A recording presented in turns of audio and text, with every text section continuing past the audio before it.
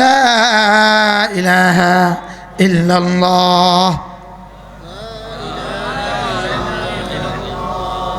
পড়েন, পরেরটা পড়েন না।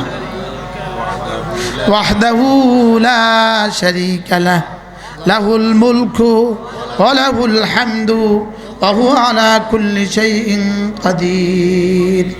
আল্লাহর নবী বলেন, এই কালেমাটা কেউ যদি 100 বার প্রতিদিন পড়ে, আল্লাহ তাআলা তাকে 5টা পুরস্কার দিবে। 1 নম্বরে 100টা 10টা গোলাম আজাদের নেকি দিবে। 2 নম্বরে 100টা হাসানা দিবে। 3 নম্বরে 100টা সাইয়্যা মুছি দিবে। 4 নম্বরে ওই দিনে ওই রাতে আল্লাহ তাআলা তাকে শয়তান থেকে বাঁচাবে।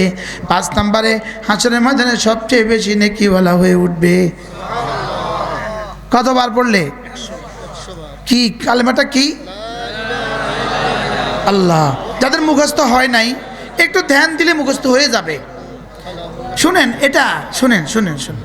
আচ্ছা যেমন আমি এবার একটু টান দিয়ে বলি, আমার আব্দুল কাদের জিলানী জীবনে এটা বেশি বেশি পড়তেন। সুবহানাল্লাহ। এটা টানো, বুঝুন। এবার আরেকটু টান দিয়ে বলি, সোয়া লাখ আম্বিয়া আলাইহিমুস সালাতু ওয়াস সালাম, যিনি জীবনে যতগুলো কালেমা পড়েছেন এটা তোর মধ্যে সর্বশ্রেষ্ঠ কালেমা।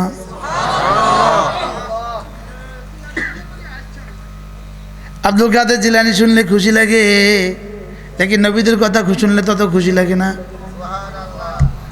বাস্তব না বাস্তব। আমি যদি এখন আন্দাজ মারা দিতাম, জুনায়েদ বাগদাদি রাত ভর এটা পড়তেন, দিন ভর এটা পড়তেন, আপনারা বলতেন, বলেন সুবহানাল্লাহ।